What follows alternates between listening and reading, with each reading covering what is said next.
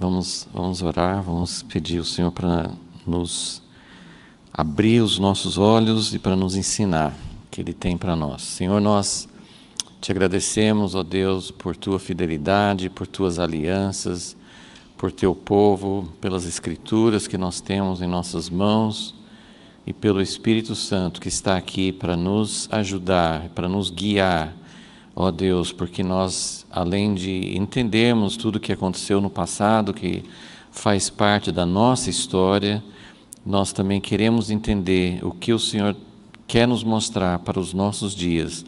E sabemos que temos muitas respostas aqui, muitas diretrizes, muitos princípios que podem nos ajudar. E queremos, ó Deus, queremos ser uma geração atenta, queremos ser uma geração com os ouvidos abertos, em sintonia contigo, preparados, ó Deus, para os desafios, tantos desafios, ó Deus, grandes como no tempo de Ezequias nós vamos enfrentar também. Ajuda-nos, Senhor, e prepara-nos, pedimos em nome de Jesus. Amém. Bom, vamos retomar em 2 Reis 18. Nós estamos entrando numa nova etapa na vida nessa história de Ezequias.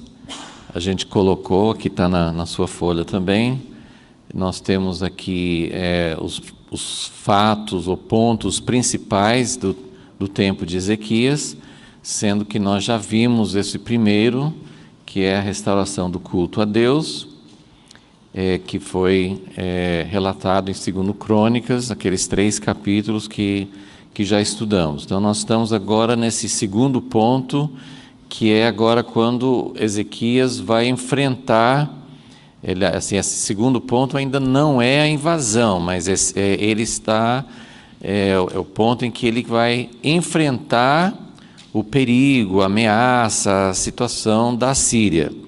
E depois temos esses outros pontos, nós falamos assim que nós temos bastante informação sobre o reinado de Ezequias, tanto dos 3 relatos bíblicos, como também tem bastante evidências, bastante coisas que os arqueólogos descobriram, principalmente da própria Síria.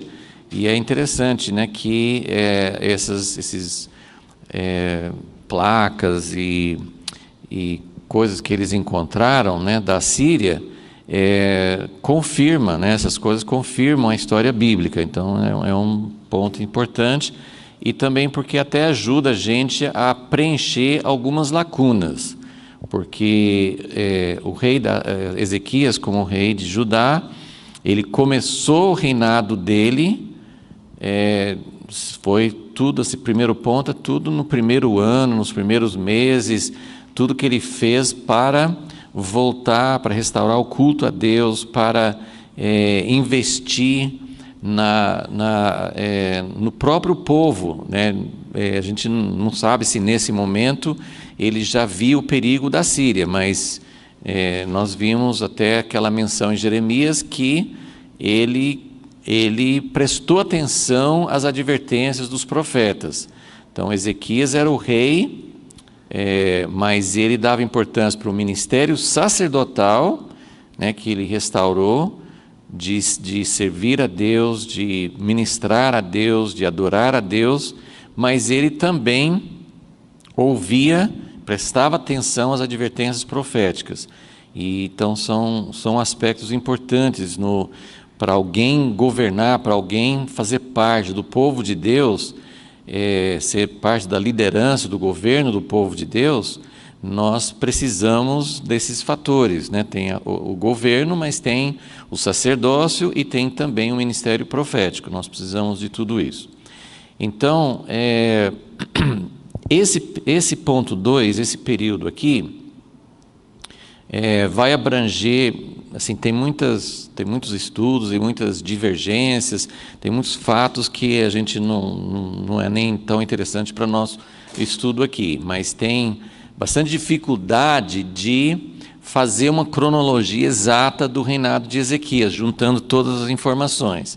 Se você tem um relato só, não tem não tem problema que isso só tem aqueles fatos. Mas como existem 3 relatos na Bíblia e mais várias evidências históricas, então é um grande desafio tentar juntar essas coisas e restaurar a cronologia. E lembrando que os autores bíblicos, eles não tinham tanta preocupação como a gente na sequência histórica. Eles colocavam aquilo de acordo com o que eles achavam importante, falavam sobre uma coisa, falavam sobre outra coisa, e não necessariamente em sequência histórica. Nossa cabeça já quer saber como é que é, o primeiro ano do reinado dele, depois o que aconteceu, vamos fazer uma sequência bem cronológica. Isso se torna, às vezes, um pouco difícil. Mas um dos objetivos do nosso estudo aqui, esse estudo sistemático, é realmente não tentar fazer uma cronologia perfeita, porque se a Bíblia não fez questão disso, então isso não é tão importante para a nossa edificação. Mas, ao mesmo tempo, nós queremos juntar todas as informações e tentar colocar isso numa sequência que a gente possa entender, mesmo para a gente poder tirar algumas lições. Então, esse período aqui, esse segundo ponto aqui, depois no final vai ter um intervalo, né, entre esse início do reinado de Ezequias e a grande invasão que vem lá no fim. E essa invasão e essa libertação que Deus dá para Ezequias é o fato mais importante, se não é o fundamento. O livro de Crônicas dá muito mais espaço para essa restauração do culto a Deus, e isso, do ponto de vista de Deus, é realmente a base de tudo, mas do ponto de vista histórico, de um acontecimento histórico, essa invasão da Síria e a derrota, e na verdade assim, o extermínio do exército assírio, milagroso, é um dos fatos mais importantes da Bíblia, né, assim, do Velho Testamento, é um dos grandes acontecimentos. Então a Bíblia dá bastante importância nos 3 relatos bíblicos, 2 Reis, 2 Crônicas e Isaías, todos os 3 falam desse fato importante. Mas entre o 1 e o 5 tem provavelmente alguma coisa em torno de 14 anos. E nesses 14 anos, ele teve, assim, aconteceram algumas coisas, não temos muito relato aqui, mas dá para a gente juntar com algumas informações da história, da arqueologia, para a gente entender. E resumindo, assim, só para a gente entender que nós vamos começar a ver algumas coisas, hoje nós vamos ficar mais no livro de Isaías. Isaías foi o profeta que mais andou junto com Ezequias, foi o profeta mais próximo.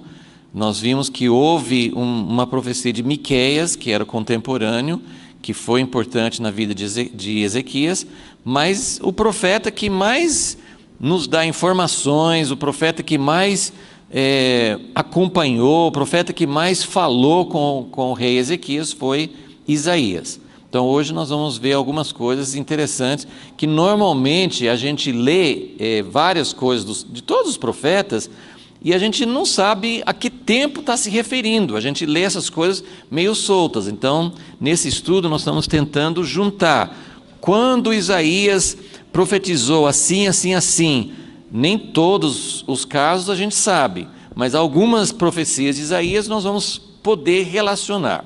Então, só para vocês terem um fundo histórico, o que está acontecendo aqui? Quando Ezequias assumiu o trono, poucos anos, estava no fim das 10 tribos, a gente já falou sobre isso. Então, quando ele assumiu o trono do pai dele, o rei da Síria, as forças da Síria já estavam cercando, ou dentro de pouco tempo, começaram a cercar Samaria, e diz em 2 Reis, aqui, nós estamos aqui no capítulo 18, versículo 9. No 4º ano do rei Ezequias, que era o 7º ano de Oseias, filho de Elá, rei de Israel, Salmaneser, rei da Síria, subiu contra Samaria e a sitiou. No fim de 3 anos, os assírios a tomaram. Assim, Samaria foi capturada no 6º ano de Ezequias, que era o 9º de Oseias, rei de Israel. O rei da Síria deportou Israel para a Síria e os fez habitar em várias cidades. Então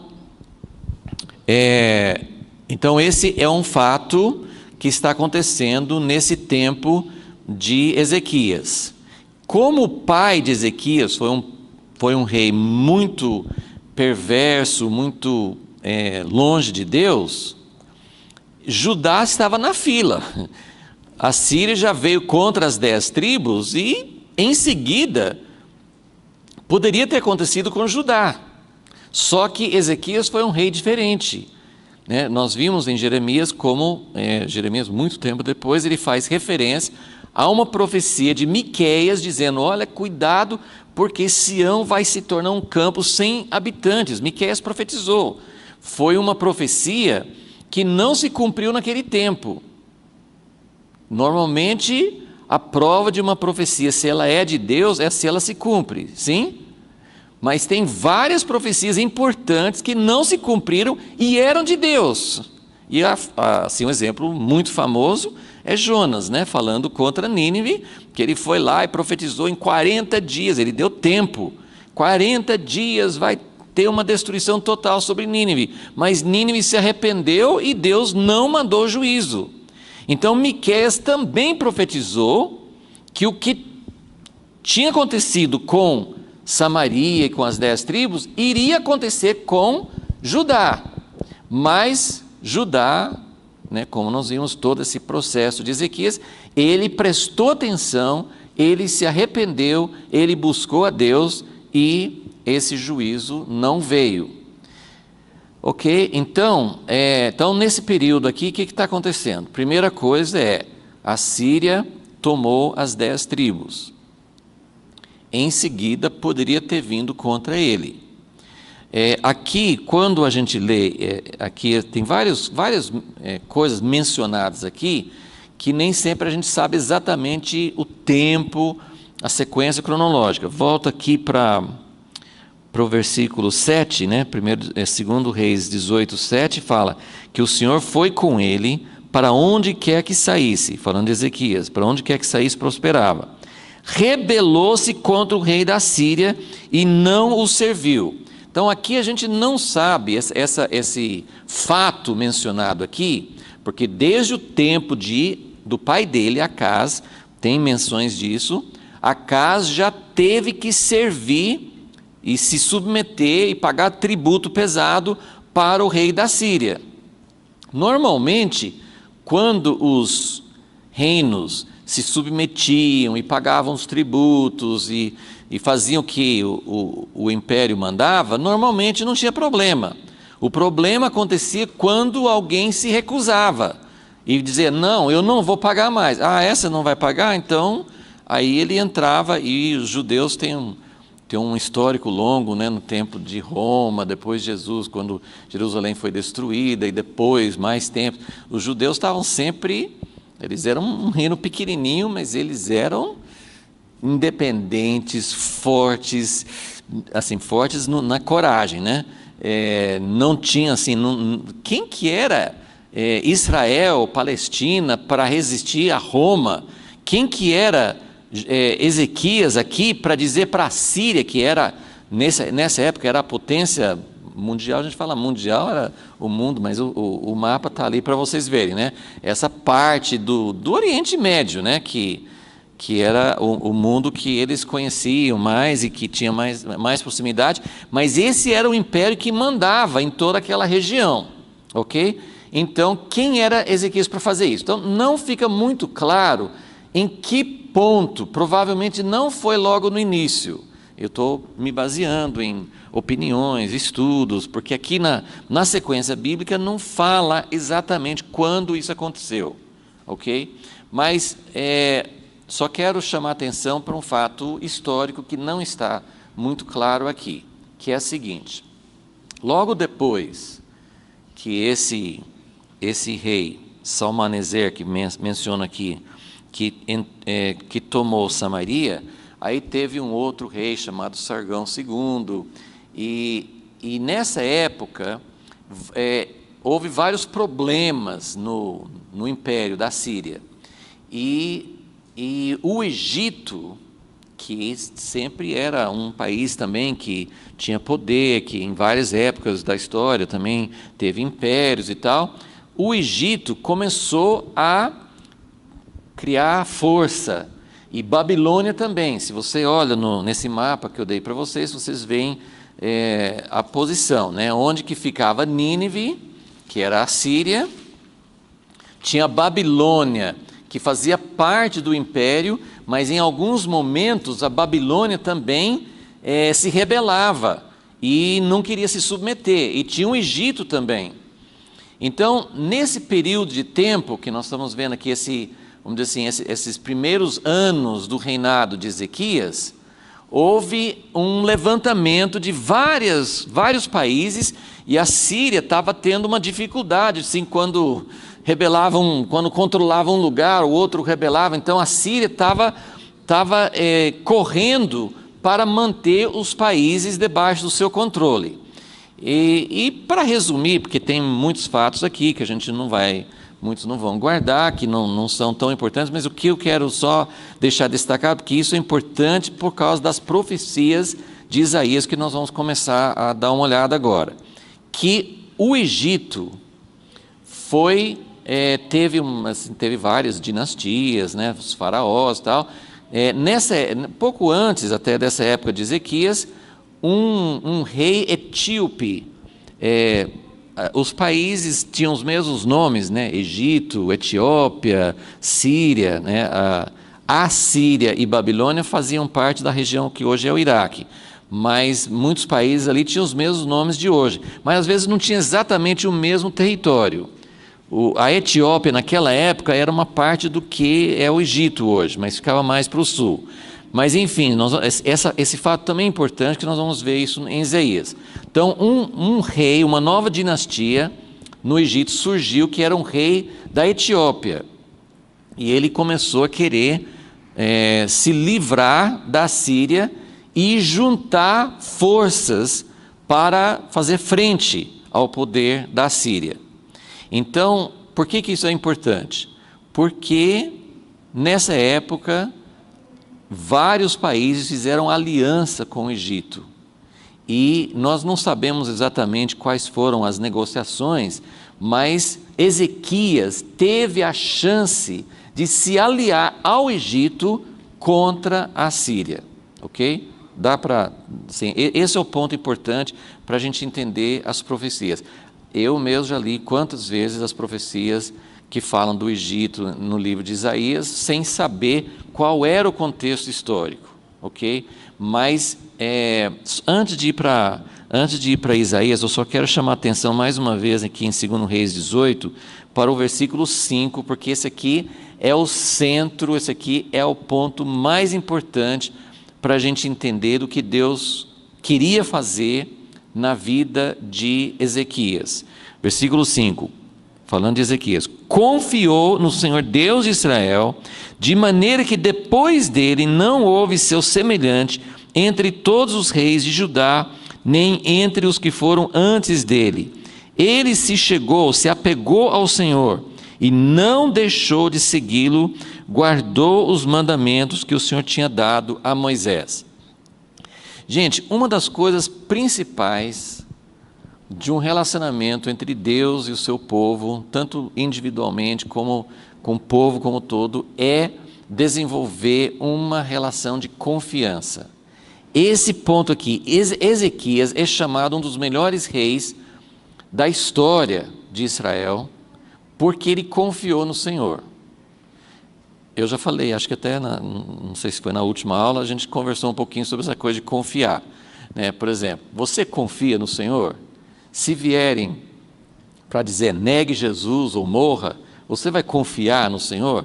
Hoje você não sabe, eu não sei se a gente confia ou não. Você vai saber na hora que você enfrenta realmente a situação.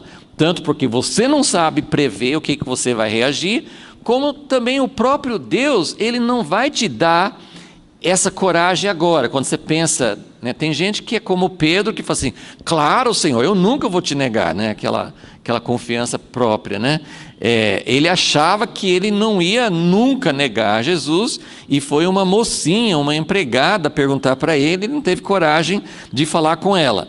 Então, isso é um dos problemas, que a gente pensa que confia e muitas vezes não confia. Mas outra atitude nossa, muitas vezes assim, Deus, eu acho que eu não consigo, né? Às vezes assim, a questão da morte é uma, mas questão de tortura, né? Não, se for me matar logo, tudo bem, eu falo que, né, que eu sou fiel ao Senhor e morro, não tem problema, mas e tortura? E coisas prolongadas de sofrimento, quanto tempo você é capaz de aguentar? Ninguém sabe qual é a nossa capacidade, e a gente pode pensar, eu não tenho capacidade de enfrentar isso, mas aí vem a questão, Deus nos dá capacidade na hora que nós precisamos dela. Ele não vai te dar coragem agora para você sentir, eu tenho coragem para enfrentar morte, para enfrentar desafios, até mesmo para enfrentar ser ridicularizado pelos colegas. Muitas vezes a gente não tem coragem nem para isso, né? Não é nem perseguição, nem sofrimento. Às vezes a gente não é capaz de enfrentar zombaria, né, críticas, né, opiniões contrárias, né? Mas é nessa hora que realmente a gente precisa ter a graça e o poder do Senhor. Mas a pergunta é, por que aqui está dizendo que Ezequias confiou no Senhor? Por que dá essa avaliação, essa descrição de Ezequias? Porque Ezequias vai enfrentar, né, assim, isso aqui é um resumo da vida dele. Então, ele confiou no Senhor como nenhum outro, porque ele iria enfrentar uma situação de enorme perigo e ele confiou no Senhor. Mas assim como Abraão, né, Romanos 4 fala assim, Abraão foi um homem de fé, que ele não, qual que é o verbo que usa lá, assim, ele não vacilou, eu não lembro, não duvidou, ele não vacilou, ele não, mas quando você lê a história de Abraão, ele teve vários momentos de duvidar, né? E teve momentos que ele quis fazer Ismael, porque achava que Isaac não vinha. Então, assim, mas é importante entender que Ezequias também, ele errou, ele teve dificuldades, mas, então, esse primeiro desafio, que vem antes da outra no final, o que eu quero mostrar é, Ezequias, ele vai enfrentar essa potência que é a Síria, que ele não tem nem chance humana de enfrentar o poder da Síria. No entanto, vai chegar um momento, e isso há momentos em que Deus fala assim, não se sujeite a Babilônia, a Síria. Tem momentos que Deus não fala que é para rebelar, mas aqui no versículo 7 diz, o Senhor foi com ele, para onde quer que saísse prosperava, rebelou-se contra o rei da Síria e não serviu. Então, nesse contexto, dá a entender claramente que Ezequias fez uma coisa certa, que ele se rebelou contra o rei da Síria, e essa era a vontade de Deus. Mas nós vamos ver ao longo das próximas aulas, nós vamos ver como ele enfrentou várias situações e nem sempre ele foi tão confiante. Mas Deus estava trabalhando na vida dele, Deus estava preparando, Deus estava fazendo com que ele passasse por provas, por situações, para que ele aprendesse a confiar no Senhor.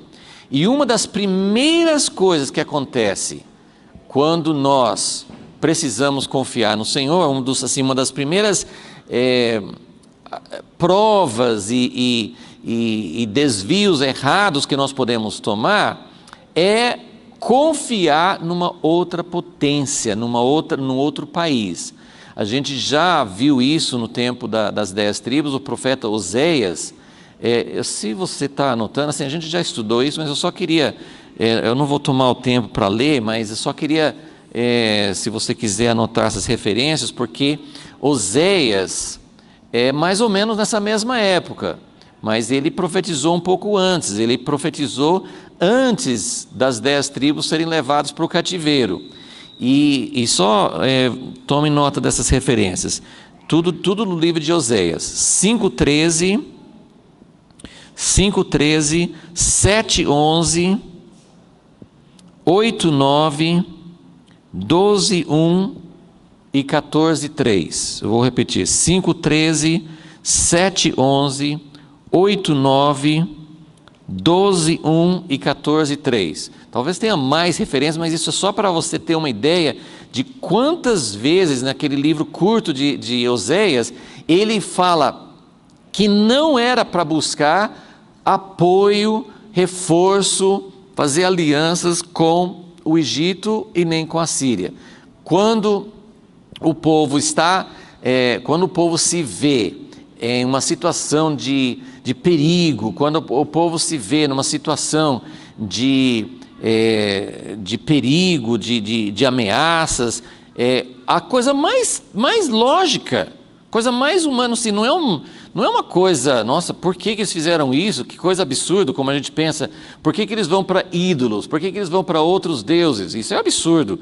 Mas a coisa mais natural para um país fazer, para alguém fazer na hora que está em perigo, é buscar apoio de um outro país que possa te dar reforço, que possa te ajudar a enfrentar aquele perigo.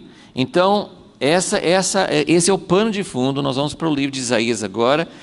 Nessa época, então, a Síria é dominante, mas duas potências menores nessa época, mas são potências, duas potências estão se rebelando contra a Síria e existe essa possibilidade de Ezequias buscar apoio com eles.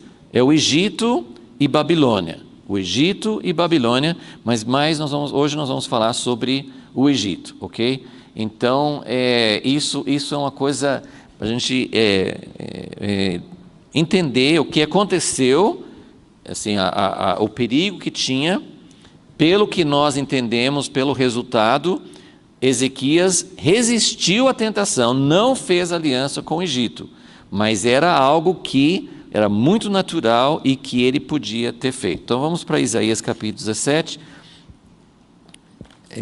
que realmente foi bem nessa época que nós estamos vendo aqui, que Isaías deu essas profecias. E tem várias coisas aqui que a gente pode notar. Então nós vamos pegar só alguns versículos, mas na verdade assim, essa sequência do capítulo 17, 18, 19, 20, depois tem mais na frente também, tem várias profecias em Isaías contra o Egito. Por quê? Porque Isaías estava sendo enviado por Deus para advertir Ezequias: cuidado, não confie no Egito. Não confie no Egito. Então nós vamos começar aqui no capítulo 17, versículo 12, 17 e 12. Ai do bramido de muitos povos que bramam com o bramido dos mares, do rugido das nações que rugem como o rugido de impetuosas águas. Embora rujam as nações como o rugido das muitas águas, quando ele, Deus, as repreender, fugirão para longe, serão levadas como a palha dos montes diante do vento e como a poeira diante do tufão. Ao anoitecer, há pavor. Antes que amanheça, eles já não existem. Este é o quinhão daqueles que nos despojam, a sorte daqueles que nos saqueiam. Ok? Deixa eu fazer aqui, antes de continuar, deixa eu fazer um paralelo. Em todas as épocas a gente pode fazer, mas nós estamos vivendo no momento hoje, então eu quero fazer um paralelo com o que nós estamos vivendo hoje. Aqui, esse trecho que eu acabei de ler não está falando especificamente do Egito, está falando sobre a situação em geral. Vocês estão acompanhando as notícias? Alguém está... Nós estamos vivendo assim dentro de uma bolha, o Brasil está muito longe, quando dá essas confusões por ali, nunca chega aqui, ou nós estamos acompanhando, né? Assim, quantos bramidos, quantas coisas estão acontecendo hoje? Vamos só citar algumas rapidamente para a gente pensar E naquela época, assim, o mundo era menor, assim, o que eles, né, conheciam, né, era menor, e tinha menos países envolvidos. Mas pensa bem, hoje nós estamos ouvindo bramidos, rugidos da Coreia do Norte, né, que está ameaçando jogar bombas atômicas, né, por aí. Nós estamos ouvindo bramidos também da Rússia, né, que está juntando exércitos perto dos países bálticos, né, que pertencem à OTAN, né, assim, a gente não sabe exatamente o que eles pretendem fazer. E nós temos também continuamente bramidos do islamismo em geral, né? Isso só para citar algumas coisas, né, que a gente está vendo assim no horizonte, que a gente está vendo toda a situação que envolve o Oriente Médio, o Estado Islâmico, o Irã, né? Tem, assim, hoje, assim, de tanto que essas outras coisas estão tomando mais à frente, a gente não está nem falando tanto do Irã, não está nem falando tanto, assim, de algumas outras ameaças, mas eles podem estar preparando alguma coisa meio na surdina. Então, a primeira coisa, o primeiro paralelo, assim, eu estava lendo isso aqui e pensando, olha só, assim, Isaías, e isso a gente precisa ouvir de Deus, porque nós não sabemos quais serão os acontecimentos que vão acontecer em breve, nós não sabemos exatamente como que isso vai ser. Será que todas essas ameaças são ameaças vazias, vai passar? Muitas vezes tem acontecido isso, né? Graças a Deus por isso. A nossa oração tem que ser nesse sentido. Deus segura dos dois lados, né? Porque nós temos alguns dirigentes, né? Eu não vou falar nome, vocês sabem quem são. Nós temos dirigentes, né? Tanto todas, assim, o da Rússia é um cara mais calculista, mas da Coreia do Norte, né, a gente não sabe muita coisa sobre ele, mas parece que é um garoto brincando com videogame. Ele não sabe que o que ele tem não é só, né, ele sabe que não é só videogame, mas ele está agindo quase como se fosse, né? Eu vou pegar você, eu vou anular você, eu vou jogar você no mar, né? E pode ser uma ameaça vazia, mas, né, assim, durante toda a Guerra Fria, quem é do tempo, né, da Guerra Fria, lembra que tinha ameaças entre a União Soviética e Estados Unidos, mas nunca acontecia porque cada um tinha medo do outro. Por que eu vou atacar e eu vou ser destruído, né? Mas a gente não sabe se a Coreia do Norte, se ele está ligando para isso, né? Eu vou fazer uma coisa e vai ter uma retaliação, e daí, né? Assim, parece que é meio louco. E o nosso dirigente dos Estados Unidos parece que não é muito mais cauteloso, porque ele responde também com bravata, e vocês nunca viram, o mundo nunca viu a fúria com que vocês vão ser eliminados. Isso é linguagem para se usar, porque gente, tem brigas. Outro dia, sim, você escuta umas coisas nas notícias, um cara no mesmo prédio, o prédio de baixo achou que o de cima estava fazendo alguma coisa, acusou, olha o instrumento do WhatsApp, né? Ele mandou uma mensagem para o cara no apartamento de cima: você cuspiu aqui embaixo, ou sei lá o que você fez, e o outro falou assim: que isso, eu não fiz nada disso, vem aqui se você é homem. O cara subiu lá e matou o outro. Então, gente, nas nações, gente, isso é uma história, e tem muitas assim. Quantas vezes você escuta assim, né, de ex-maridos, ex-namorados que matam a mulher porque não ficou mais com ele. Então, assim, às vezes são picuinhas, são brigas à toa e resultam em morte. Então, que nós estamos vendo hoje, né? Nós estamos vendo coisas assim, às vezes, que parece briga de garotos, né? Cada um querendo mostrar que é forte, mas nós estamos vendo situações que fazem parte de um cenário que Deus está preparando para o tempo dos fins, né? E o que ele está dizendo aqui, Isaías? Ele está dizendo: olha, as nações rugem, as nações fazem bravata, as nações falam coisas, mas assim, mais ou menos como o Salmo 2, né? Lembra o Salmo 2? que os reis da terra se levantam e gritam, e Deus, ele sabe que num sopro dele, ele pode acabar com tudo isso, né? Então, o que Deus está querendo falar? Esse aqui é o profeta Isaías. Ele não está falando só com Ezequias, mas essas profecias têm muito a ver com Ezequias, porque ele está dizendo, olha, não se assuste. Como não se assustar? Né? Deus não está falando que nunca será jogada uma bomba atômica, ele não está falando isso. Ele não está falando que nunca vai acontecer uma outra guerra. Ele não está falando que o Estado Islâmico, porque já fez isso, pode fazer de novo, ou outra força semelhante. Ele não está dizendo que essas forças não vão realmente decapitar e matar um monte de cristãos ou outras pessoas. Ele não está dizendo isso, mas ele está dizendo, não adianta colocar a sua confiança em outras coisas. Não adianta.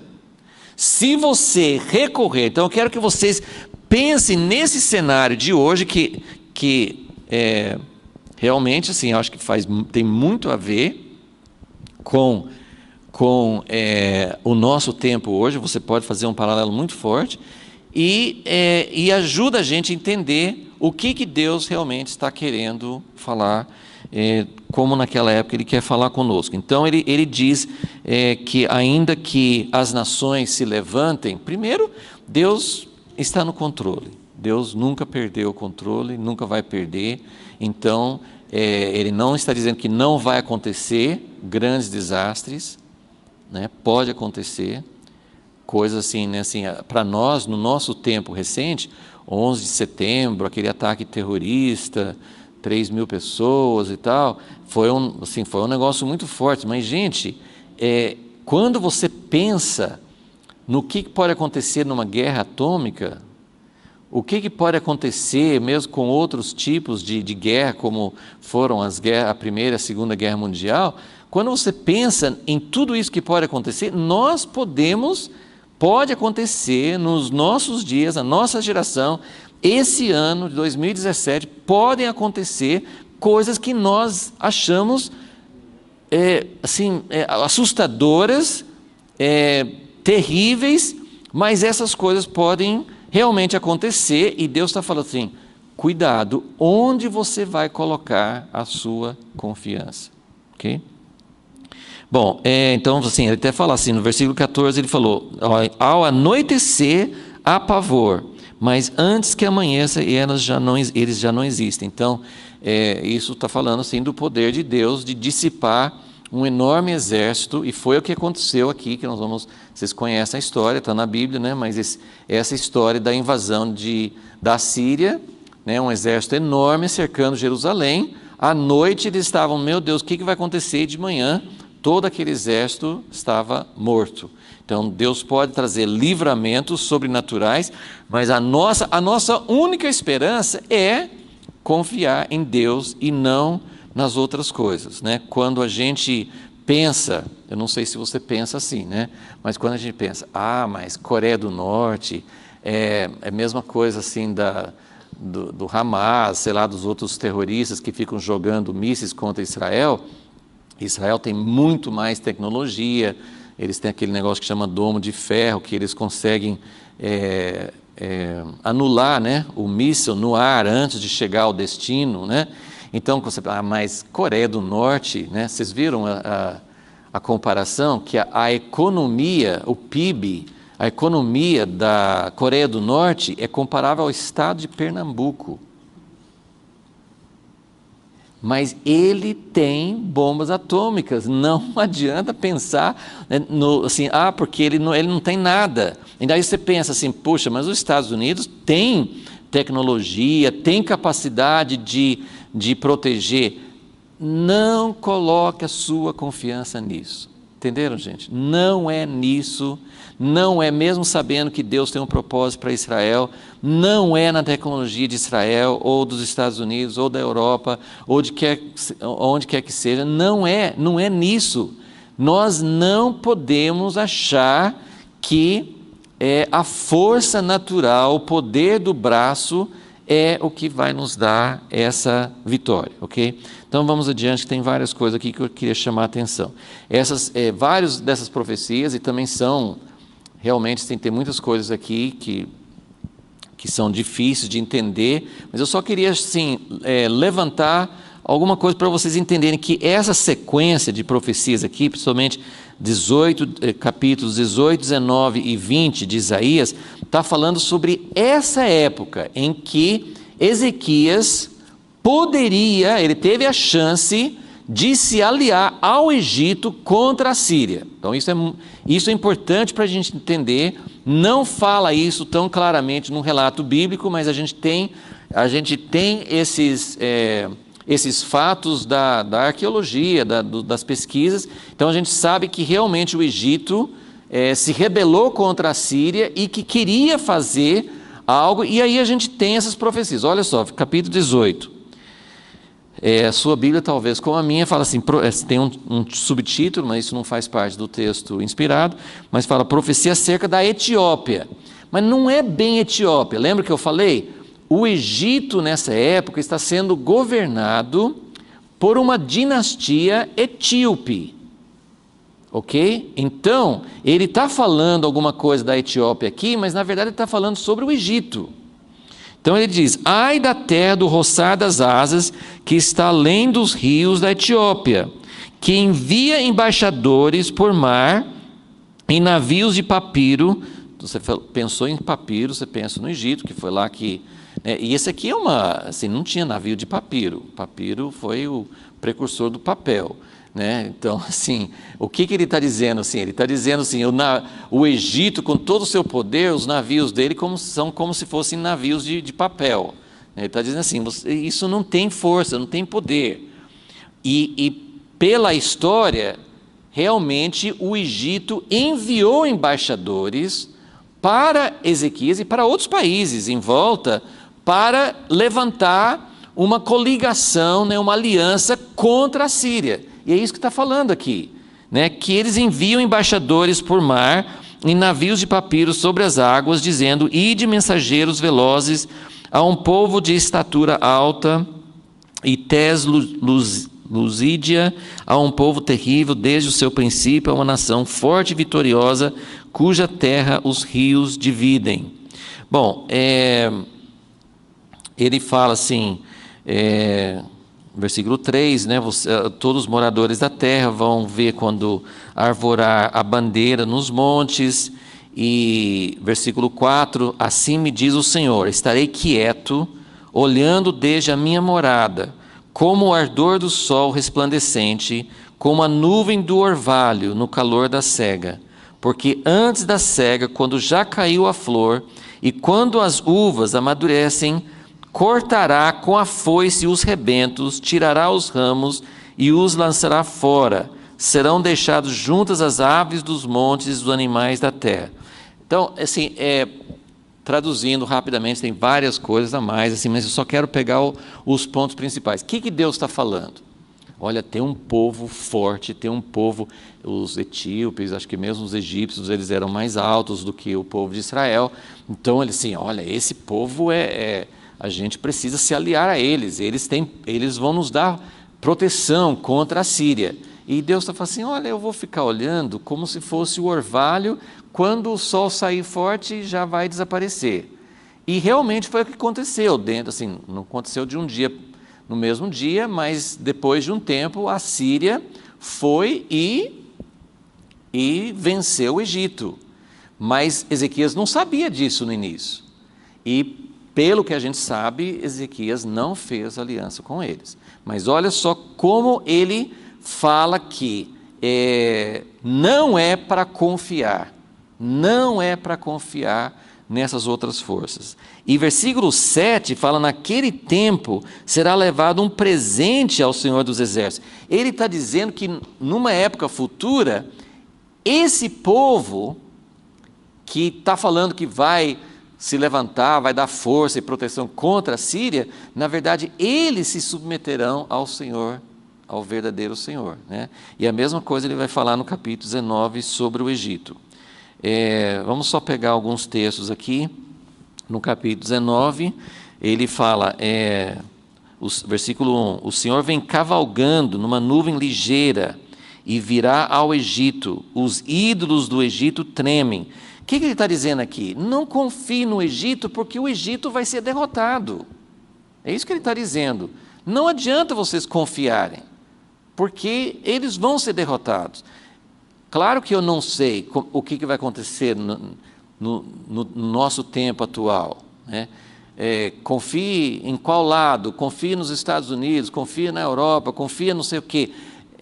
Não sei o que nós vamos ver. Acho que nós vamos ver, eu espero que eu não gostaria de ver guerra, não gostaria de ver morte, mas como essas coisas vão acontecer antes da volta de Cristo, eu até quero que o que precisa acontecer, aconteça logo para que Jesus possa voltar, né?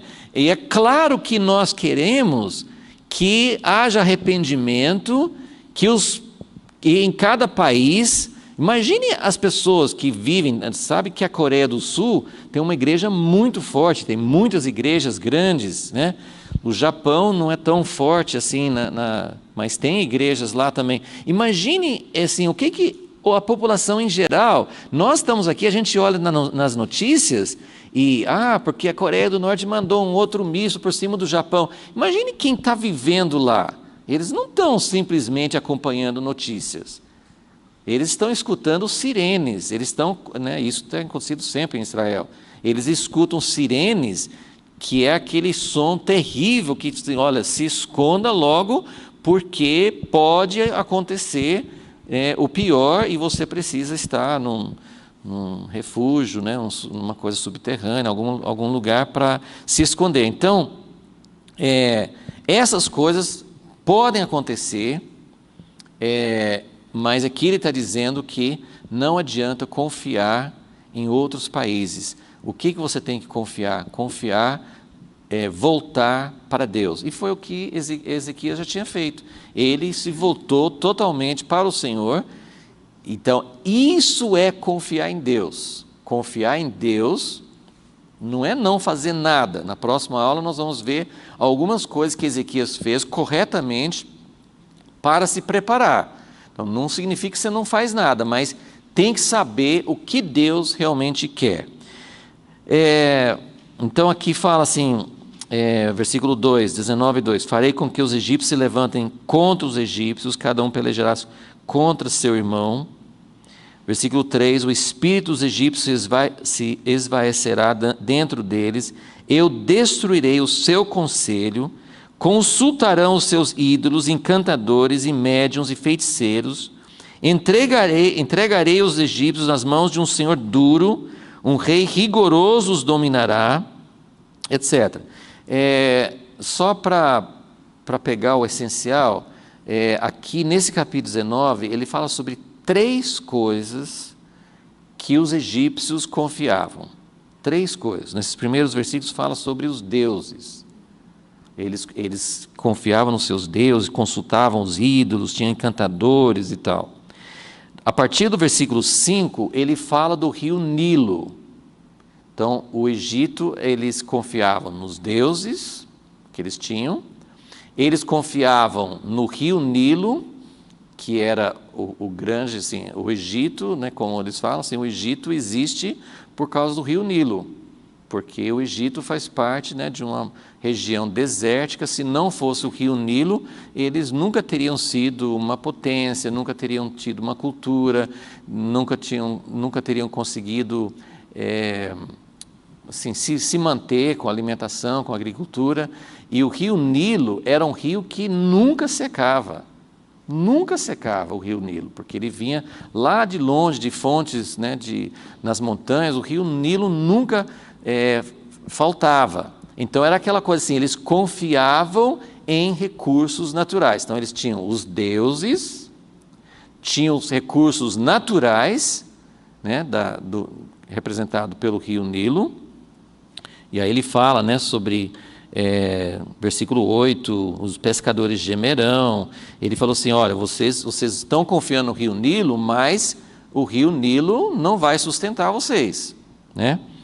E depois também ele fala, no versículo 11, na verdade loucos são os príncipes de Zoan, o conselho dos sábios, conselheiros de Faraó se embruteceu. Como direis a Faraó, sou filhos de sábios, filho de antigos reis, onde estão agora os teus sábios? Versículo 14, o Senhor derramou no meio deles um espírito de tontura, fazem errar o Egito com toda a sua obra, como o bêbado, não vai aproveitar nada. Então, são três coisas, eu acho que são três coisas interessantes, né? Outros deuses tem toda a aplicação assim, de deuses falsos, é uma coisa mais espiritual, né? Mais religiões, e mesmo assim, né, até, vamos dizer assim, mesmo pensando em termos do cristianismo, você pode confiar em algo que na verdade você não está confiando em Deus, você está confiando em algum poder que você tem, que você acha que tem, e que não é o verdadeiro Deus. Então tem a confiança em espíritos, né, no mundo espiritual, em adivinhação, em coisas espirituais. Em segundo lugar, você tem recursos naturais.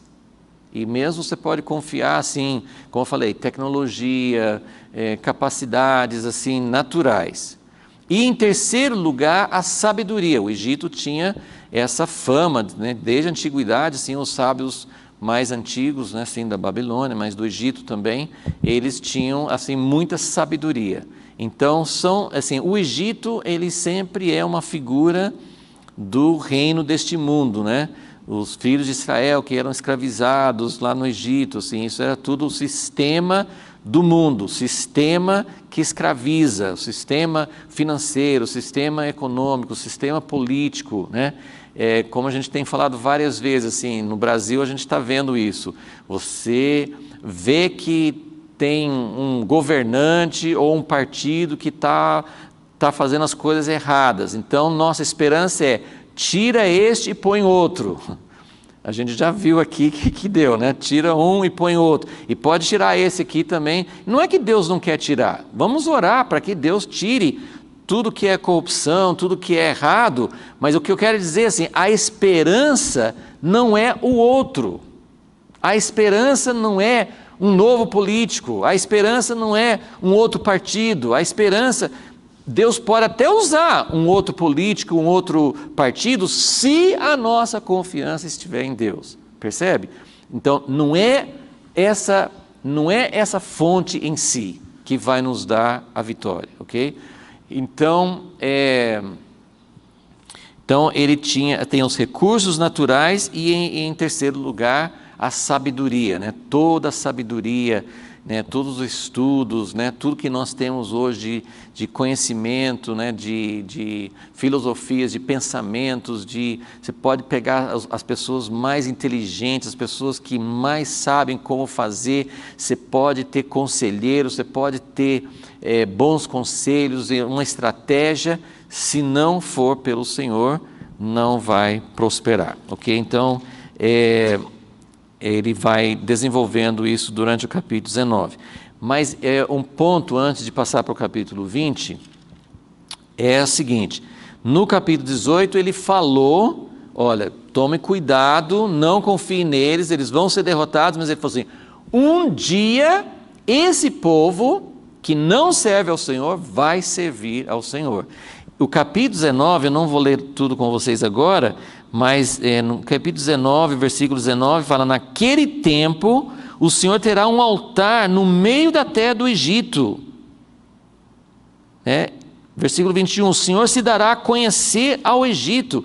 Então, é interessante isso aqui, é uma coisa lá para o futuro, mas ele está dizendo que vai chegar um momento em que esses países, que a gente não deve confiar agora, não são eles que vão nos proteger, mas um dia eles vão se dobrar diante do Senhor.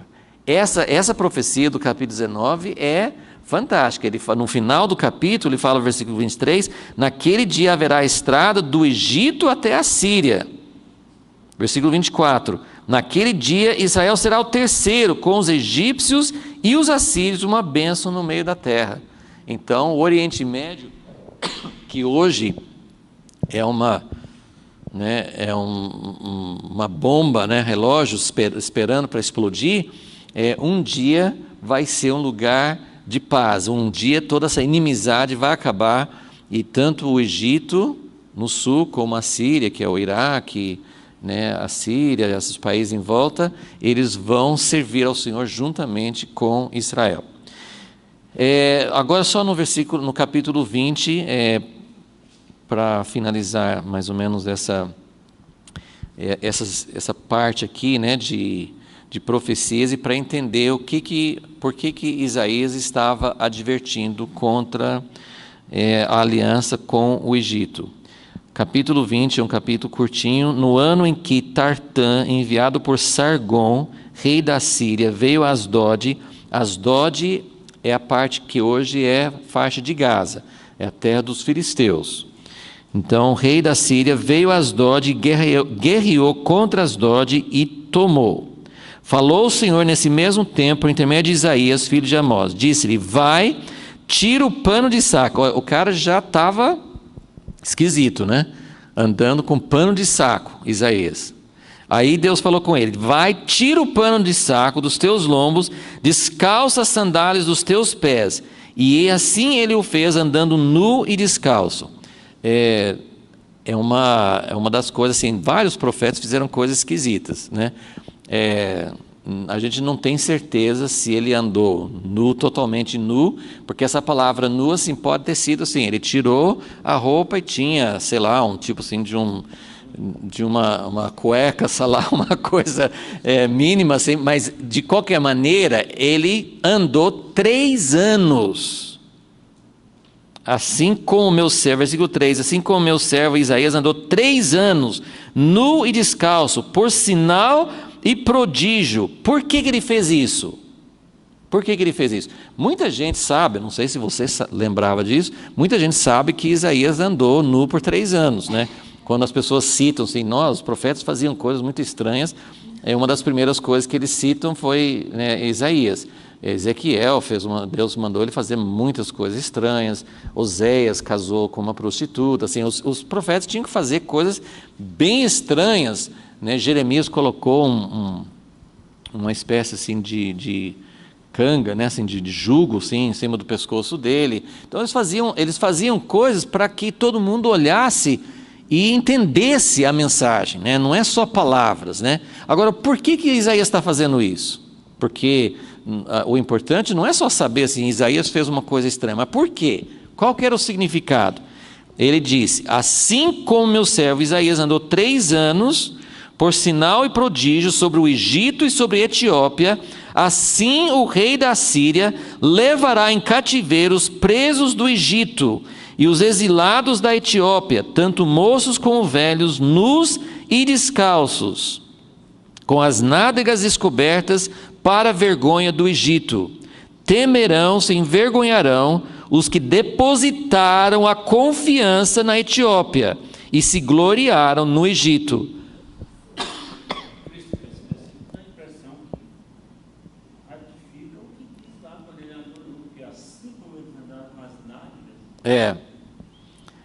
Mas eles dizem que sim, porque os que eles prendiam, geralmente eles deixavam só com um tipo assim de um pano, sei lá, assim, né? Mais ou menos como os índios, né? Assim, com um paninho ali. Mas assim, pode ter sido totalmente ou algo parecido com isso, né? Mas assim, o importante aqui é que se envergonharão os que depositaram a confiança na Etiópia e se gloriaram no Egito. Então dirão os moradores desta região naquele dia: vede o que aconteceu à nossa esperança, aqueles a quem buscamos por socorro e livramento da face do rei da Síria, como, pois, escaparemos nós? Então aqui fica muito claro o que Isaías está falando, e se a gente não sabe desses fatos históricos, fica meio confuso. Mas por que ele está falando isso, né? Por que ele estava falando isso? Porque o Egito estava levantando uma força para resistir à Síria. E Deus estava falando com Ezequias e com o povo de Israel: não faça isso, né? E tem mais, o capítulo 30 e 31 de Isaías também vai falar a mesma coisa, né? Que não desça ao Egito, não confie no poder do Egito. Então, o Egito, sim, poderia ser a Síria. No livro de Osés ele fala bastante sobre confiar na Síria também, mas assim, a questão é, não confie nessas coisas, não confie em alguma outra coisa. E eu achei interessante assim, o capítulo 19 mostrar que tem a confiança nos deuses falsos, tem a confiança nos recursos naturais e tem a confiança na sabedoria humana. Então, acho que essas três coisas ajudam a gente a entender o que é confiar no Egito, o que é colocar a nossa confiança. E nós vamos continuar vendo esse tema, vai ser muito forte durante toda a história de Ezequias, e como eu mostrei em 2 Reis 18, ele diz, Ezequias foi o rei que mais confiou no Senhor. Então, nessa hora que nós estamos vivendo, né, eu creio que isso aqui não está distante de nós. Como nós vamos confiar?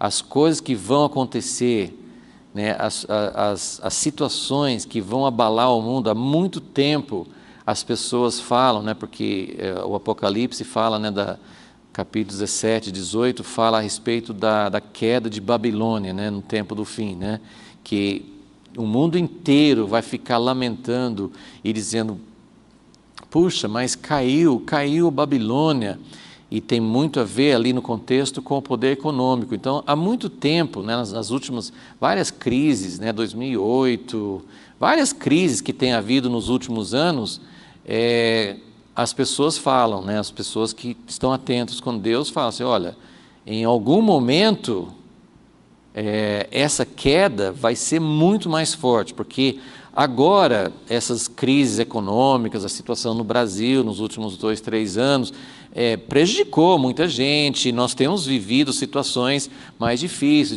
achar emprego, mas o país continua, né? Você vai pelas estradas, está todo mundo viajando, você vai pelos restaurantes, está cheio de gente. Então, assim, eu acho que a crise não pegou a gente ainda, né?